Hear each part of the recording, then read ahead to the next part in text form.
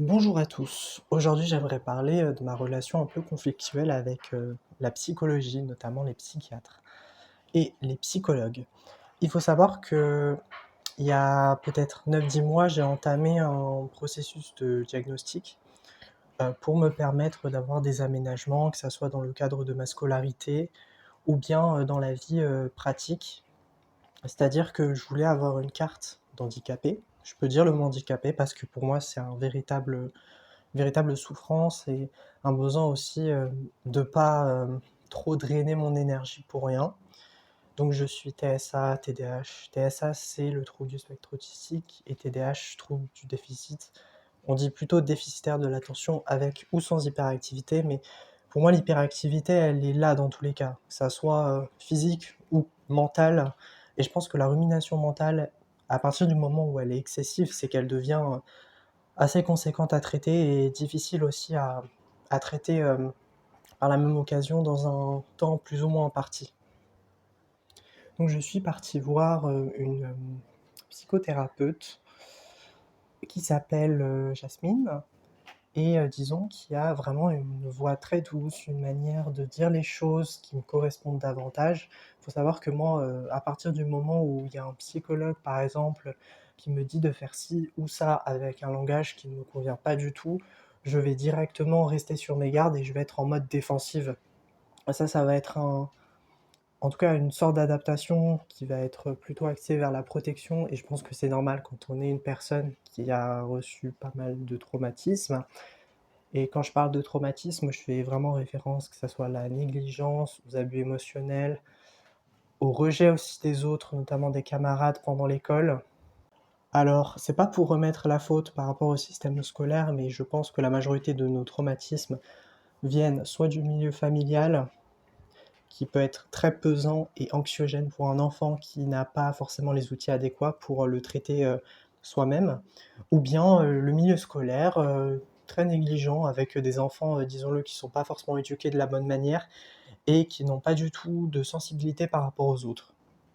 Et ça aussi, c'est un immense facteur qui fait que ça peut vous gâcher littéralement votre vie parce que vous n'avez pas su vous protéger de la meilleure manière et dans tous les cas, vous ne pouvez pas, en tant qu'enfant, le faire.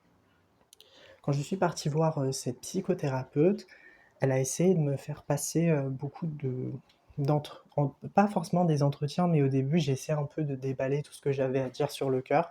Donc j'avais pris des notes, comme j'oublie la plupart du temps, et que j'ai beaucoup de problèmes de mémoire aussi. Je pense que c'est propre au TDAH. Mais quand je lui ai vraiment fait part de ce qui me gênait, comme par exemple la difficulté à que ça soit avoir des relations sexuelles, en tout cas dû à mon complexe un peu d'infériorité et mon rapport au corps assez délicat, le fait aussi que je vois les relations comme quelque chose de très nuisible et je rejette aussi toute forme d'amour parce que je sais que tôt ou tard, en fait, on va me rejeter et c'est extrêmement triste de dire ça, mais en tout cas, c'est la manière dont je le pense. Pour finir, je vais vraiment aussi parler de mes problèmes d'impulsivité, de colère, d'instabilité émotionnelle parce que c'est ce qui me caractérise le plus. Je fonctionne plutôt par phase. Quand j'ai des élans d'euphorie, là je suis plutôt dans la surproductivité, voire un peu dans l'illumination spirituelle parce que j'ai des centres d'intérêt qui sont assez spécifiques, comme la spiritualité, l'art, le collage, l'écriture, mais ça va être vraiment des domaines qui vont me permettre d'être en introspection et pas en extraversion. À l'heure actuelle, je n'ai aucun plaisir à aller vers l'extérieur et à partager, en tout cas, des choses avec des gens et ça, je trouve que ça va être vraiment un point que je dois améliorer dans ma vie actuelle. Quand je lui ai parlé de tout ça, je me sentais très, très gêné, vulnérable, timide. Ça m'arrivait aussi de bégayer, mais je sentais qu'elle était compréhensive et aussi, elle avait vraiment un ton de voix très doux. Et ça, je pense que je l'ai vu aussi d'emblée et surtout parce qu'elle travaille aussi avec, les enfants qui sont autistes, TDAH, vraiment avec des particularités, neuroatypiques et donc d'emblée, je me suis bien entendu avec elle. On a eu 4 à 5 séances qui sont bien déroulées pour la plupart, sauf une où j'ai été en retard, mais je pense que c'est dû aussi à ma messagerie parce que mon téléphone ne marchait pas et elle, elle croyait aussi que j'avais oublié son rendez-vous. peut-être parce que j'avais évoqué mon TDAH et mes soucis aussi de mémoire. Mais heureusement, j'ai pu, avoir ce rendez-vous-là où les tests, pour la plupart, se sont bien passés. Par contre, ce que j'ai pas forcément compris des tests, en tout cas, c'est que ça va plutôt, juger mon rapport plutôt à l'intellect, mais pas du tout mon rapport à l'émotionnel. Et c'est ça que j'avais pas capté au début, c'est que quand je faisais ces tests, il y avait beaucoup de mathématiques, de calculs, l'esprit de logique. Alors je sais que c'est bien en tout cas de faire ce genre de test pour savoir mon QI, mais entre guillemets, je m'en fous un peu de, voilà, de savoir si je suis intelligent ou non. D'autant plus que l'intelligence, pour moi, à partir du moment où on fait un test de mathématiques, je trouve ça très réducteur parce qu'il y a plusieurs formes d'intelligence, que ça soit émotionnelle, spatiale. Il n'y a pas forcément l'intelligence, en tout cas de savoir analyser, compter. Pour moi, la logique, c'est vraiment une parmi des milliers de caractéristiques que pourrait appartenir le mot intelligence. Bon, soit, je lui ai même fait part aussi de certaines questions pour moi qui étaient assez floues. Par exemple, à partir de quel moment vous vous retirez du monde et vous êtes sujet, en tout cas peut-être à l'introspection. Et le problème, c'est que ça me met à chaque fois avant 6 ans ou après 6 ans. Sauf que pour moi, l'âge ne veut absolument rien dire. Je sais que pour le développement d'un enfant, c'est à l'âge de 7-8 ans, si je me trompe pas, que l'enfant développe sa raison et donc que d'emblée il intègre toute son identité entière, mais qu'avant l'âge de 6 ans, il est plutôt fragmenté, il opère plutôt par briques. Voilà, comme des schémas comportementaux qui sont distincts les uns des autres. Et même elle, elle était assez sceptique de mes questions parce que elle comprenait aussi que certaines personnes n'étaient pas forcément adaptées à ce type de questions-là et qu'il fallait que ça soit peut-être plus généralisé ou plus spécifique selon les cas parce que moi je cochais pas du tout certaines questions et j'étais entre deux réponses parce que tout simplement déjà je ne me connais pas donc je peux pas affirmer avec vraiment beaucoup de sûreté en tout cas les réponses en fait qui me correspondent.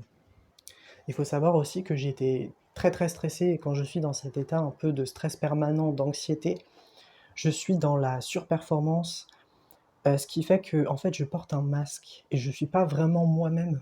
Donc comment voulez-vous que je réponde sciemment et presque de manière lucide à toutes ces questions si je suis moi-même, excusez-moi, très, très perché, très dissocié parce que je suis très, très dissocié, hein, en tout cas quand je vais chez un psy. J'ai vraiment aussi cette douleur qui m'oppresse, que ça soit le dos, le physique. Je lui ai aussi fait part, du fait que j'avais beaucoup de difficultés à marcher droit. Alors, je pose les termes de marcher droit parce que je pense que c'est en tout cas une difficulté avec la motricité et que, en fait, j'ai beaucoup de mal à avoir une gestuelle qui est pas du tout stéréotypée. Parce que si je marche de manière naturelle, en fait, je vais pas du tout marcher de la bonne manière et ça, j'en ai ma claque. Parce que j'ai vraiment un esprit un peu de rigidité en me disant qu'il faut faire comme les autres et que sinon on va me juger.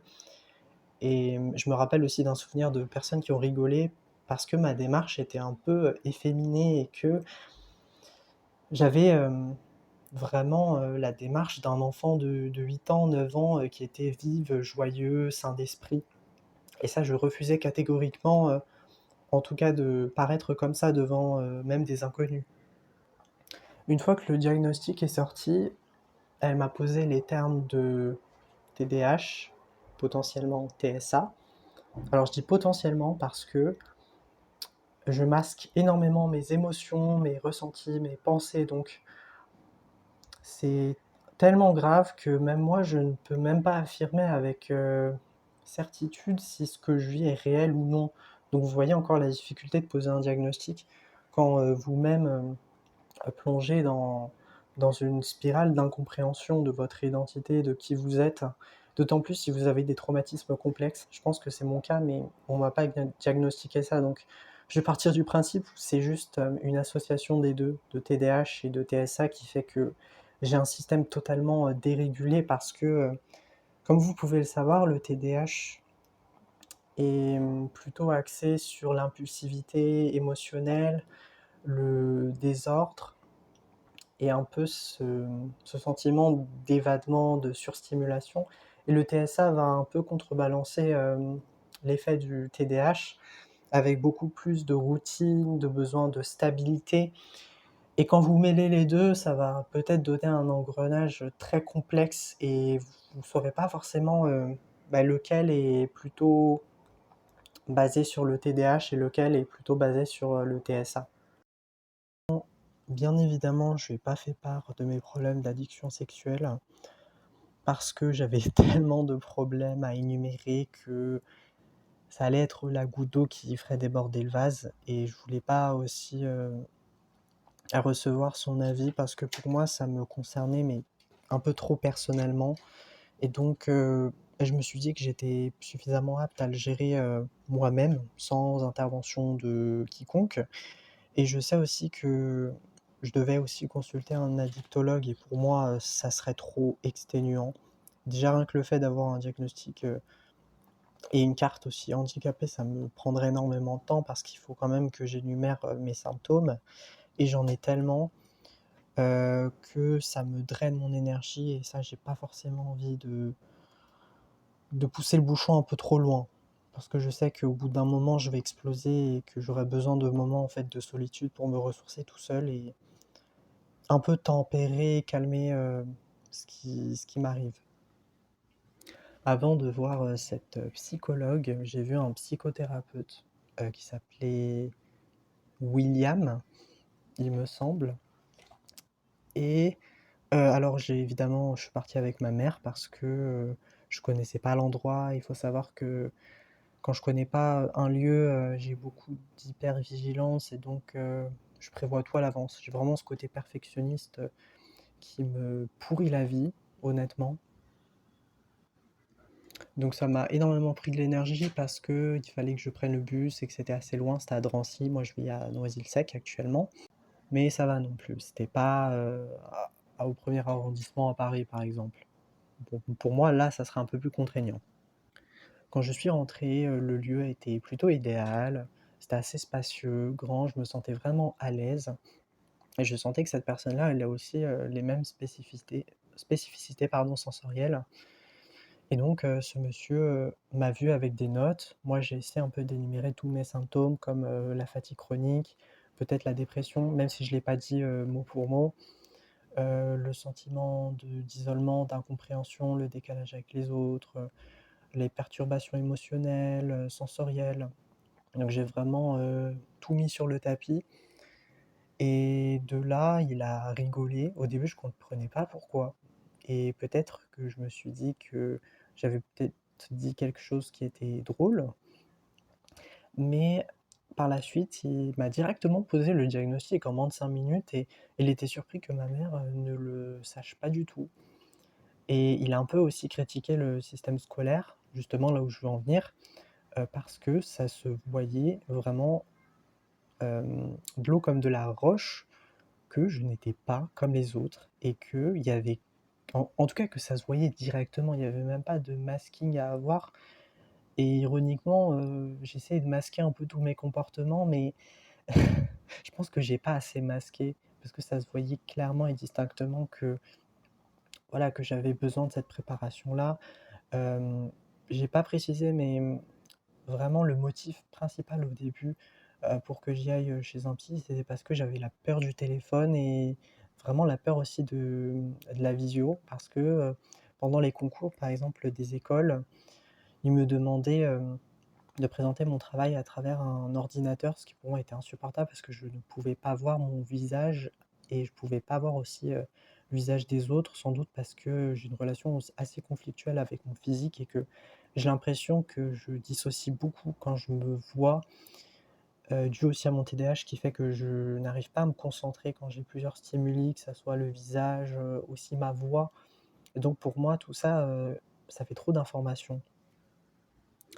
Et de là, le psychologue, m'a conseillé de voir, du coup une autre psy, mais cette fois-ci pour, poser vraiment le diagnostic et il m'a conseillé de le faire 2 fois. Alors, à l'heure d'aujourd'hui j'ai eu un diagnostic et il faudrait aussi que je vois un autre psy pour reconfirmer, pour être sûr que j'ai, ces 2 troubles-là. Donc, ma mère a pris rendez-vous le 25 ou le 26 mai, je me rappelle plus exactement de la date, avec un psy cette fois-ci qui se situe à Paris, donc peut-être un peu plus loin, mais pour moi ça me dérange pas forcément parce que je suis habitué aux transports en commun et donc bah, d'emblée j'aurai mes écouteurs et voilà, enfin limite pour moi ça sera un plaisir un peu de reprendre les transports parce que ça fait longtemps que je les ai pas pris et ça serait comme un voilà une petite joie, une petite, convivialité, de retrouver, Paris et son climat. Et ce qui m'aide aussi, c'est de prendre des notes parce que j'oublie beaucoup de choses, mais vraiment beaucoup. C'est grave parce que dites-vous que même hier, je ne sais pas ce que j'ai fait, je ne sais pas ce que j'ai mangé, je me rappelle pas du tout de la journée, hormis les activités qui me stimulent énormément comme le dessin, l'écriture. Là, je peux vous dire exactement, ce que j'ai fait, mais de la minute de l'heure, comme vous voulez, hein. Mais vraiment, je peux vous le décrire de manière très, détaillée, très précise, sans, voilà, sans difficulté. Pardon, il s'appelait Joachim et non William. Je sais pas pourquoi j'ai sorti ce prénom-là. C'est peut-être par, peur, d'oublier ce prénom. Au total, j'ai eu 2 séances avec lui. La première séance, on a fait une présentation, donc il m'a posé le diagnostic. Et la seconde séance, c'était beaucoup plus axé autour de la relation conflictuelle entre ma mère et mon père. Ma mère a fait part un peu de ses préoccupations concernant la dynamique du couple. Ce qui m'a étonné aussi, c'est que, bah, ce psychologue a su saisir directement les symptomatologies de mon père alors qu'il ne l'a pas vu en chair et en os. Il lui a posé vraiment le diagnostic de dépression. Il lui a conseillé aussi à mon père, de venir le voir pour essayer de parler. Et quelques mois plus tard, je pense 5-6 mois après, ma mère, ben, va consulter justement ce psychologue dans 1-2 mois là, avec mon père, par rapport, au couple. Voilà, vraiment difficulté, de communication et cetera pour voir un peu où ils en sont. Il m'a demandé de faire 2 choses. La première chose, ça va être, de rédiger, en tout cas, pas un mail, mais plutôt un écrit, pour les beaux-arts et d'expliquer, les raisons pour lesquelles je n'ai pas pu candidater et les raisons aussi qui m'ont poussé un peu à m'auto-saboter parce que j'ai été reçu aux beaux-arts, mais j'ai pas eu le courage de me présenter aux oraux et ça, je pense qu'avec le recul, j'ai un petit peu de regret, même si je me dis que le passé est le passé, donc ça ne changera rien du tout et au contraire, il faut que je parte de l'avant.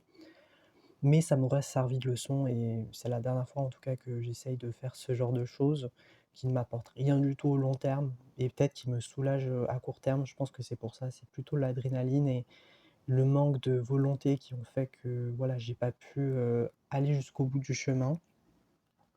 Et la seconde chose qu'il m'a conseillé, c'est de faire des listes de ce que j'aime, 5 choses particulières.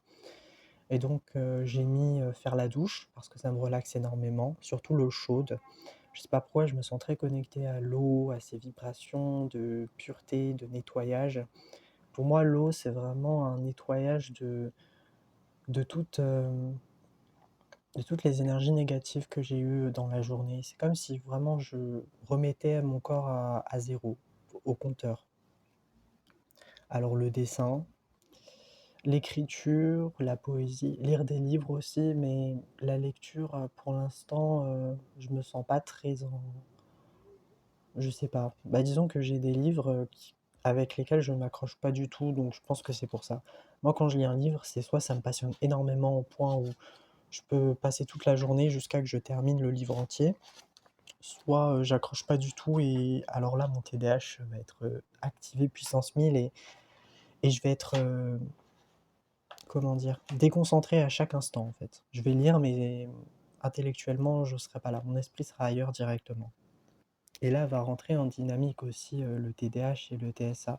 Le TSA vraiment pour, cette, hyper, cet hyper focus et le TDAH, va plutôt être, peut-être la surprise, l'émerveillement, les petites choses de la vie et j'aime bien avoir aussi ces 2 troubles, même si je sais que ce sont des maladies à proprement parler. Je peux poser le nom de maladie parce que tout simplement la société, elle n'est pas faite pour des personnes qui ont besoin d'aménagements, spécifiques. Et n'allez pas me dire, que j'ai pas fait d'efforts pour essayer un peu de sortir de ce contexte, très handicapant, de mes troubles.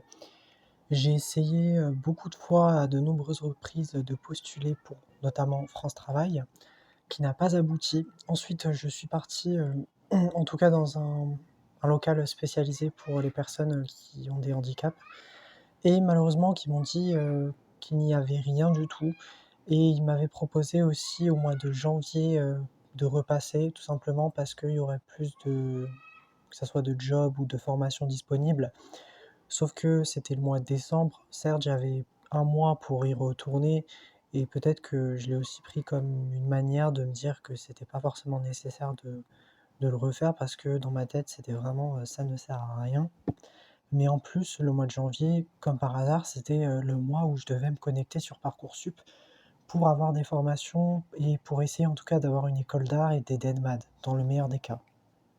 Sachant que j'ai énormément de mal déjà à avoir, une structure, donc vraiment avoir un planning, d'organisation pour, me dire qu'il faut que je fasse ces lettres de motivation, il faut que je fasse, le carnet de DNMAD. Mais déjà tout ça, il faut un minimum de préparation et essayer aussi de méditer un peu sur moi-même parce que le stress va faire que tout va capoter et donc si en plus je dois m'occuper d'avoir, des formations et de me déplacer à chaque fois, je pense que pour moi, c'est juste ingérable parce qu'au niveau fatigabilité, pardon, ça va être, encore plus exténuant et limite, si je priorise ça, ça veut dire que de l'autre côté, Parcoursup, je vais un peu le négliger parce que moi, j'arrive pas à faire plusieurs choses en même temps. C'est juste impossible. Il faut que je fasse une tâche et même quand je fais cette tâche-là, il peut aussi m'arriver, de faire énormément d'erreurs et de me recorriger.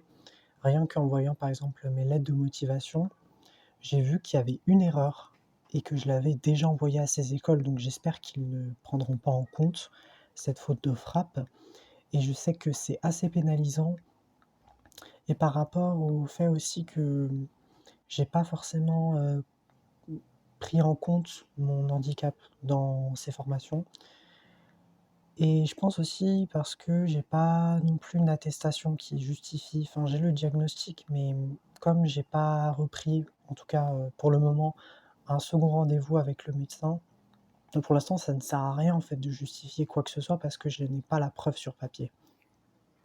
Ça je pense que j'aurais pu le mettre aussi, mais dans tous les cas si je vois un psy, d'ici cet été, j'aurai directement, enfin le diagnostic final parce que on est dans une obligation d'avoir, 2 psychologues, donc vraiment 2 avis pour confirmer que j'ai, ces pathologies-là et peut-être que j'en ai une autre, que ça soit un trouble anxieux, une dépression ou même des troubles dissociatifs.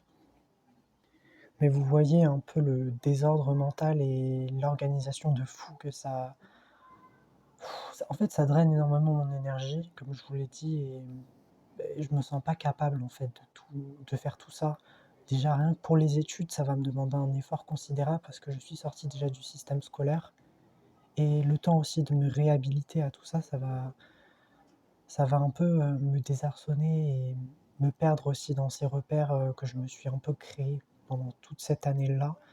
Parce que clairement, c'est les vacances et le pire, c'est que je me plains et je me dis: «Mais, oh là là, mais je fous rien» et cetera. Mais pour être honnête, je suis vraiment à mon aise. J'ai jamais été aussi heureux de rester chez moi parce que c'est vraiment le seul endroit où je suis moi-même, où j'ai pas besoin de me forcer à sourire, me forcer à avoir, des sujets de discussion qui, pour moi, sont totalement inintéressantes. Encore une fois, je suis désolé de le dire comme ça, mais c'est le cas et vraiment les personnes, en tout cas, que je discute et je pense que vous serez aussi du même avis que moi, mais en tant que personne, ayant ces spécificités-là, pardon, je suis beaucoup plus attiré vers, des personnes neuroatypiques, donc qui sont comme moi, qui ont un TDAH ou une façon de fonctionner assez similaire et c'est pour ça qu'une personne, par exemple, qui est neurotypique, donc sans divergence, qui n'est pas du tout aliste, qui est aliste, pardon, qu'est-ce que je raconte? Le non aliste, c'est une personne autiste, hein.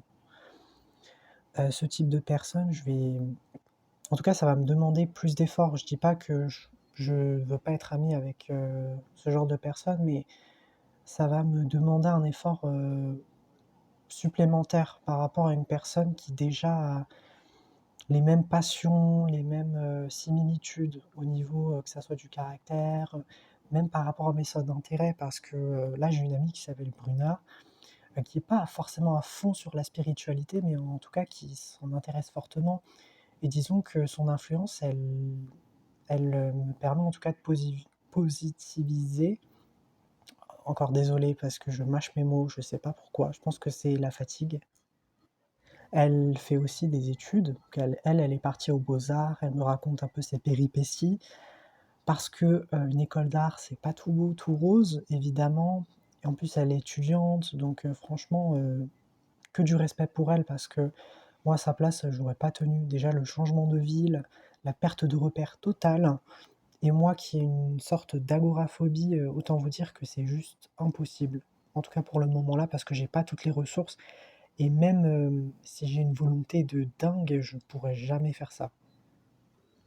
Je pense aussi que je vous ai parlé d'une certaine Iris, qui est une fille qui a un TSA et ce qui est étonnant, c'est que je me sentais hyper connecté avec elle, même si on ne s'est pas trop parlé de l'année donc alors je l'ai rencontrée grâce à l'année préparatoire pour les écoles d'art, donc pendant un an, je l'ai côtoyée de loin, parce qu'on n'était pas forcément des amis proches. On n'a pas du tout gardé contact parce que tout simplement, on était peut-être TSA nous deux, mais en tout cas, on n'avait pas les mêmes traits de caractère. Je pense que c'est ça qui a fait qu'on n'était pas si proches que ça. Mais j'ai quand même apprécié sa compagnie parce que c'était une fille qui était très sensible, très authentique. Elle n'était pas du tout hypocrite. Et pour moi, ça, c'est un réel, mais vraiment green flag.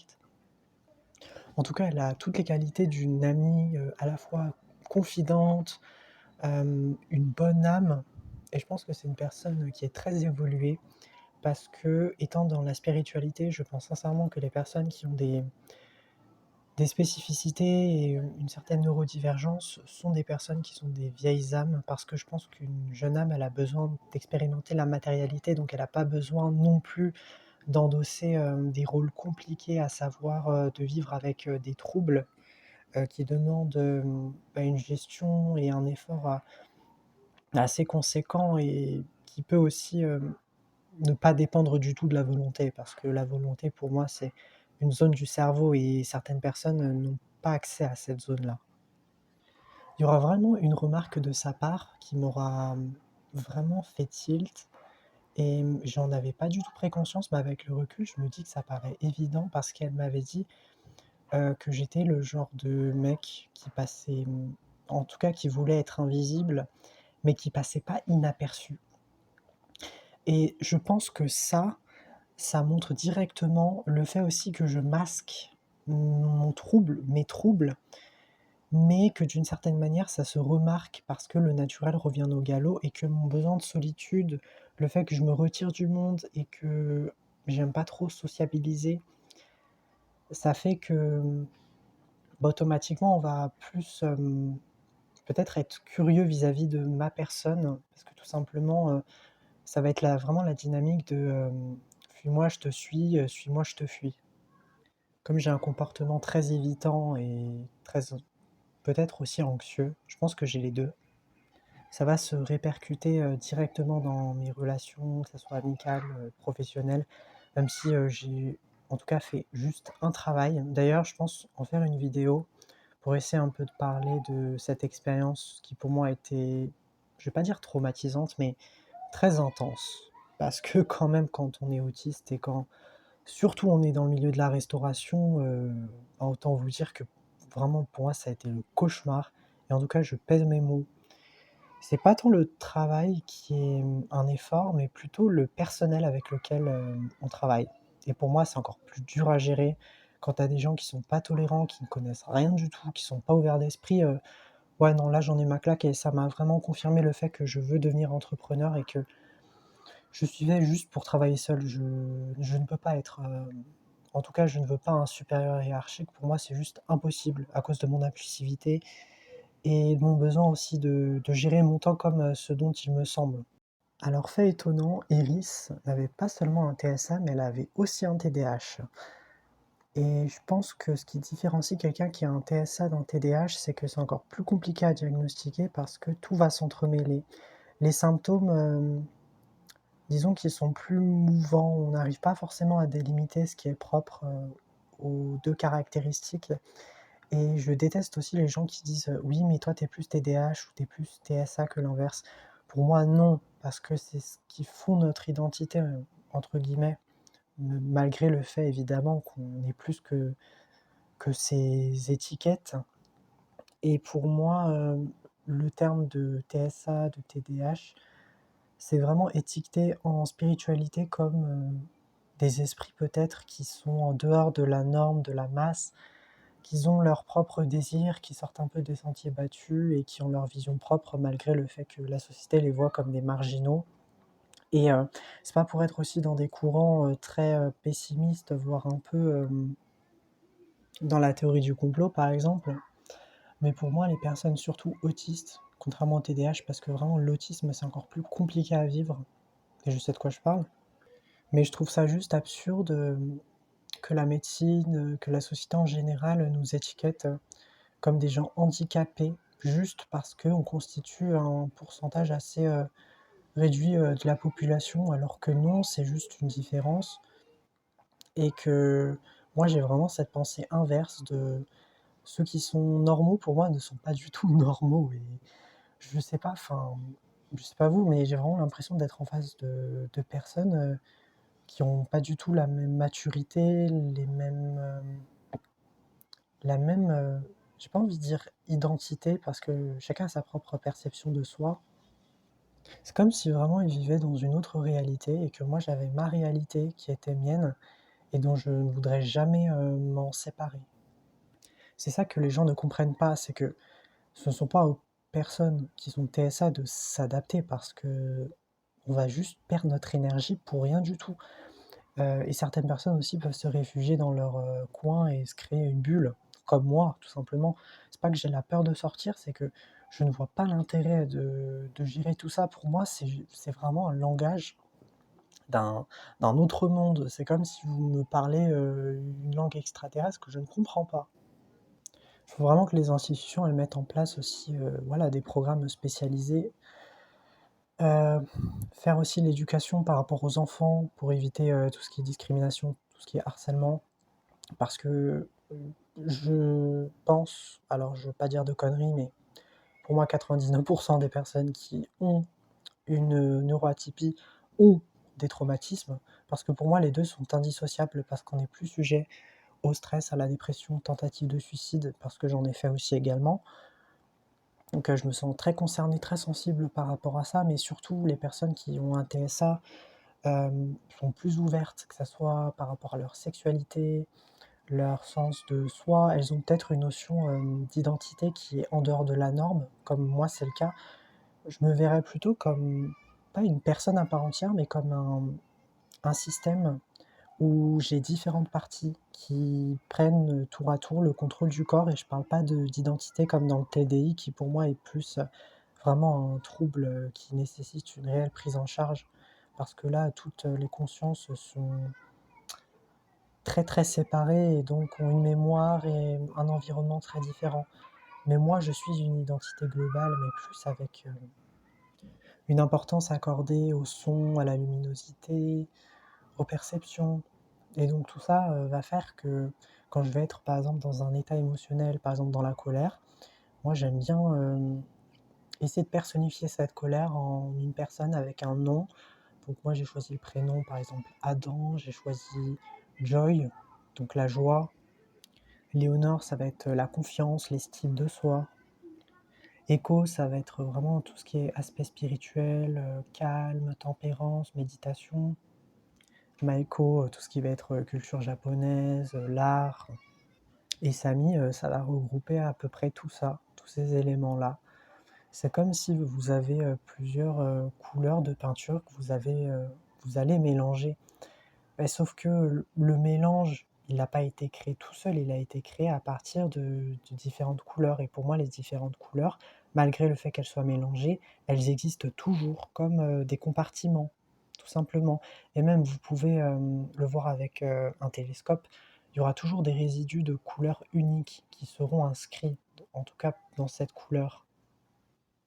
Pour moi, les parties, c'est exactement la même chose. Ce sont des parties, des émotions, des sensations, peu importe, j'ai envie de vous dire.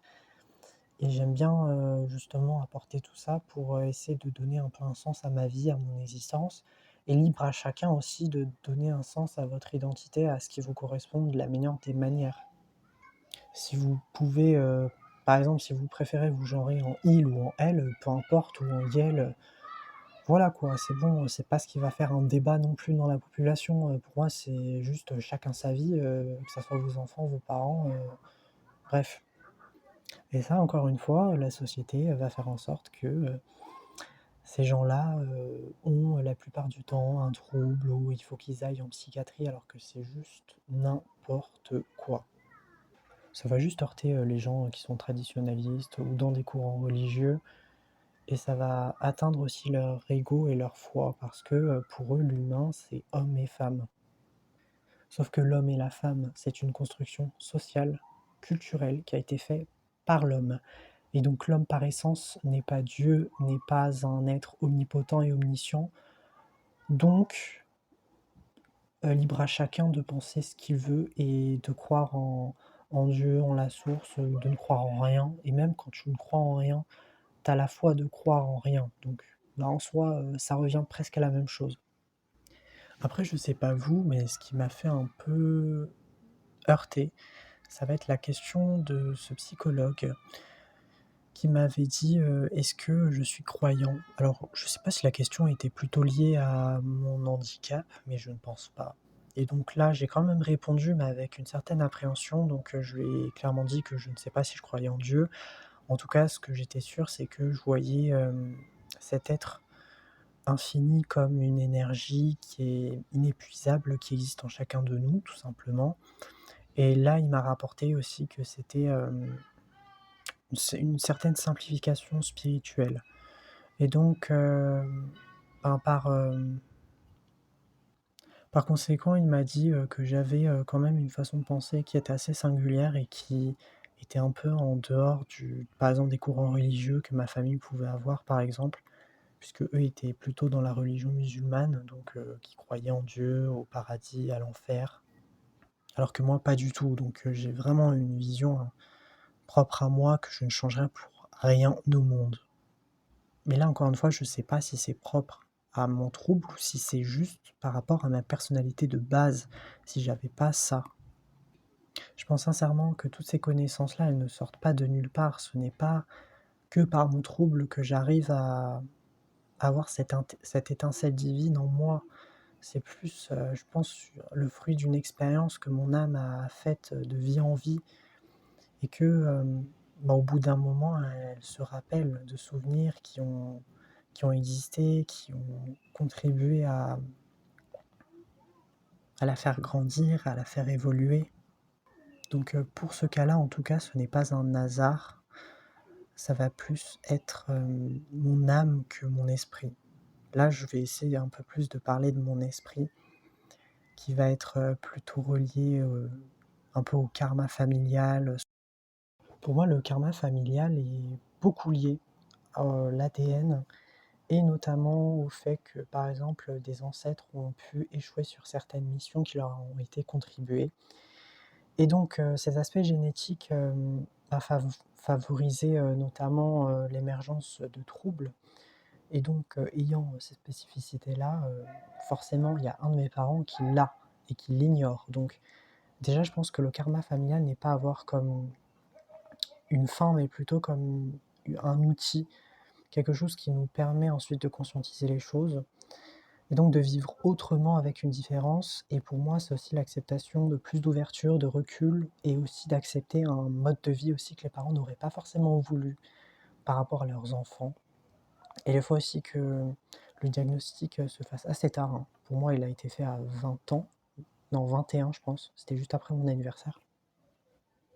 Alors c'était surprenant pour mes parents, mais en même temps, comment dire, ils étaient un peu dans le regret de ne pas avoir vu.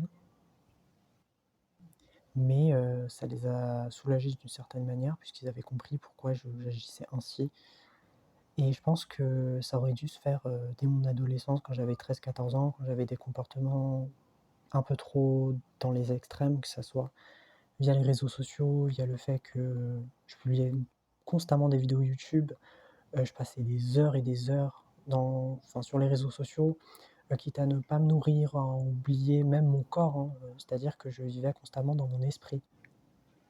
Ces prises de conscience vont faire qu'on va être moins dans le mal-être et dans l'incompréhension parce qu'on a justement les mots qui sont posés. Alors certes, ça ne peut ne pas alléger, notre souffrance, notre douleur, mais au moins on sait pourquoi on souffre, on sait pourquoi on a ces problématiques-là et que on n'est pas juste fou, on n'a pas, c'est pas juste un caprice ou, une fatigue, excessive. Si je devais faire une conclusion globale, je dirais que ça m'a pas forcément surpris ce diagnostic, mais je pense que maintenant je suis peut-être devenu un peu plus intolérant vis-à-vis des autres parce que je me respecte plus. Je dis les choses, telles qu'elles sont, j'hésite pas aussi à dire non parfois, donc pas forcément à m'adapter et ça me libère d'un poids, mais en même temps, j'entre un peu plus dans mon intériorité, donc par conséquent, je m'isole un peu plus et je pense que ça, c'est aussi, un un temps que je me dois de respecter, donc je pense que ça se fera aussi, dans tous les cas, dans un avenir plus ou moins proche. Mais je pense que mon esprit n'a pas encore, digéré tout ça. Avec le recul, je comprends mieux pourquoi j'ai si peu d'amis, pourquoi j'ai pas autant d'intérêt pour, des questions liées à la sexualité, à l'amour, vraiment des thématiques qui peuvent être importantes pour, des normaux pensants, mais qui pour moi sont juste, inintéressantes, voire pas du tout stimulantes. Ce qui m'intéresse, ça va être vraiment mes intérêts restreints et vraiment je mise là-dessus, en tout cas sur mon avenir, pour essayer, d'être la meilleure version de moi-même et de jouir de ces activités-là, que ça soit par le dessin, par l'écriture, peut-être la danse, même si je suis pas encore sûr. Mais en tout cas, vraiment ma raison de vivre, c'est, justement ces intérêts, vraiment je voue corps et âme avec la spiritualité, même si ça me demande, je pense, un peu plus d'énergie que par rapport au reste, parce que c'est une activité que j'ai récemment intégrée dans dans mon actualité, dans mon fil d'actualité. C'est comme si j'avais un revue de magazine et que, au fur et à mesure de mon évolution, j'essaie d'intégrer, de plus en plus, de passion et sans en délaisser toutefois d'autres, hein, parce que, j'ai à cœur, en tout cas je l'espère, hein, de continuer à pratiquer, ce que j'aime et le jour où je n'aimerai plus ces activités et ben, tant pis, j'en essayerai d'autres et tout est malléable, tout est transformable, donc pour moi, j'ai pas d'inquiétude là-dessus. À partir du moment où je suis heureux de le faire, c'est tout et je pense que c'est ça qui compte aussi. En plus, je viens d'apprendre que je dois payer des impôts et que c'est pour moi une horreur absolue, déjà de me rendre dans je sais même pas comment ça s'appelle, un centre où on doit, justifier nos paiements, d'autant plus que je travaille même pas, hein. J'ai juste travaillé pendant 2 mois et j'ai quand même eu des papiers de justification, donc je vois pas forcément l'intérêt de le faire.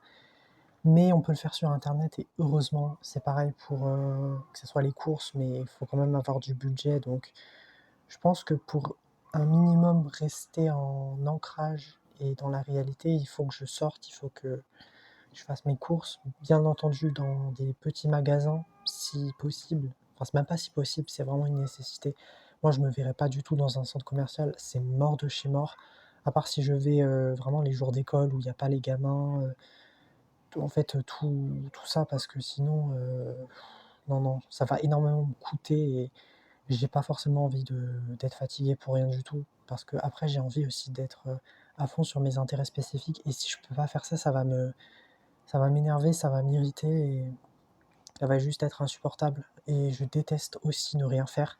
Ça, je pense que c'est aussi un problème, par rapport au TDAH, c'est de vouloir, tout le temps, faire, des activités ou même être en hyperstimulation, que ça soit au niveau de la pensée, des émotions, peut-être se créer aussi des scénarios et vraiment se créer un monde imaginaire, autour pour, essayer un peu de s'accrocher et de partir de ça.